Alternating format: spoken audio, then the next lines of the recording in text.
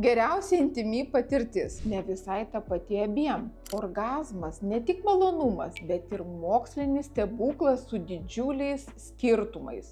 Trukmė vyrams tik 5-10 sekundžių greito malonumo. Moterims net iki 51 sekundės intensyvaus pojūčio ir gali kartotis. Vyrams po finišo reikia perkrovimo nuo kelių minučių iki valandų poilsio. O moteris, jos gali patirti kelis orgazmus iš eilės, be jokios pauzės. Gamta nebuvo visiems vienodai dosni.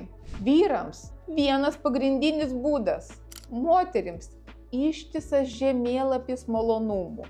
Klitorinis, vaginalinis, A taško, G taško, U taško, net nuo spenelių stimuliacijos. Mūsų kūnai tikri stebuklai. Tyrinėkite, eksperimentuokite ir mėgaukitės mokslu. Nori sužinoti daugiau? Sek mano profilį, kuris padės pažinti antrąją pusę labiau.